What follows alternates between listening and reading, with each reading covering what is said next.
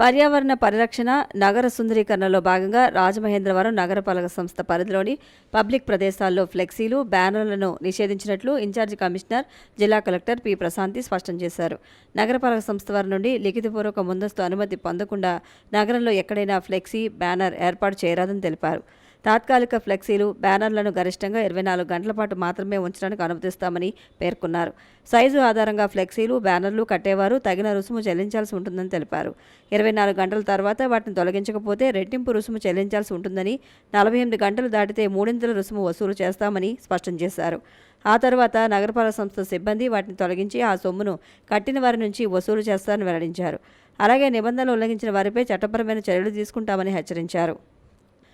ధవళేశ్వరం బ్యారేజీపై ఆత్మహత్య యత్నానికి పాల్పడిన వ్యక్తి ప్రాణాలను ధవళేశ్వరం పోలీసులు కాపాడారు. పెరవలి మండలానికి చెందిన 30 ఏళ్ల యువకుడు బ్యారేజీ మీద నుంచి గోదావరిలోకి దూకి ఆత్మహత్య చేసుకునేందుకు ప్రయత్నించాడు. ఆయన భార్య 112కు సమాచారం ఇవ్వడంతో అప్రమత్తమైన ధవళేశ్వరం కానిస్టేబుళ్లు కె. దుర్గాప్రసాద్, వీర లక్ష్మణరావులు అక్కడికి చేరుకుని యువకుడిని కాపాడారు. ధవళేశ్వరం పోలీస్ స్టేషన్కు తీసుకువెళ్లి కౌన్సిలింగ్ ఇచ్చి బంధువులకు అప్పగించారు. సకాలంలో వేగంగా స్పందించిన ధవళేశ్వరం సీఐ, కానిస్టేబుళ్లను ఎస్పీ డి. నరసింహకిషోర్ అభినందించారు. స్వాతంత్ర దినోత్సవం సందర్భంగా the Andhra Pradesh shops and establishments చట్టం ప్రకారం ఆగస్టు 15వ తేదీన శుక్రవారం వ్యాపార సంస్థలకు సెలవు దినమని, ఆ రోజున వ్యాపారస్తులందరూ తమ తమ షాపులను మూసివేయవలసిందిగా ఛాంబర్ గౌరవ కార్యదర్శి ఆకుల శ్రీనివాస్ విజ్ఞప్తి చేశారు. ఆగస్టు 17వ తేదీన ఉదయం 9:30 నుంచి మధ్యాహ్నం 3 గంటల వరకు ఛాంబర్ ఆఫ్ కామర్స్ భవనంలో ఉచిత మెగా వైద్య శిబిరాలు నిర్వహిస్తున్నట్లు ఛాంబర్ పాలకవర్గం తెలిపింది.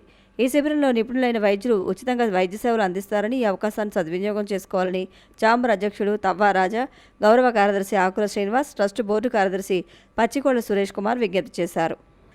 రాజస్థాన్ రాష్ట్రంలోని దౌసా జిల్లాలో బుధవారం ఉదయం ఘోర రోడ్డు ప్రమాదం జరిగింది. దౌసా మనోహర్పూర్ రోడ్లో బాపి సమీపంలో వ్యాను, కంటైనర్ ఢీకొనడంతో 11 మంది మృతి చెందారు. ఈ ప్రమాదంలో 15 మంది గాయపడడంతో జైపూర్లో వివిధ ఆసుపత్రులకు తరలించారు. పోలీసులు ఘటనా స్థలానికి చేరుకుని సహాయక చర్యలు చేపట్టారు. గాయపడిన వారిలో 9 మంది పరిస్థితి విషమంగా ఉండడంతో జైపూర్లోని సవాయి మన్ సింగ్ ఆసుపత్రిలోని ఐసీయూలో చికిత్స అందిస్తున్నారు. ఉత్తరప్రదేశ్లోని ఎటావా జిల్లాకు చెందిన యాత్రికులు కాటు శ్యామ్జీ దేవాలయాన్ని సందర్శించుకుని తిరిగి వస్తుండగా ఈ ప్రమాదం జరిగింది. ట్రాఫిక్ జామ్ కావడంతో క్రేన్ సహాయంతో వాహనాలను పక్కకు తొలగించారు.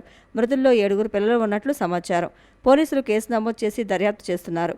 అతివేగమే ఈ ప్రమాదానికి కారణమని పోలీసులు భావిస్తున్నారు.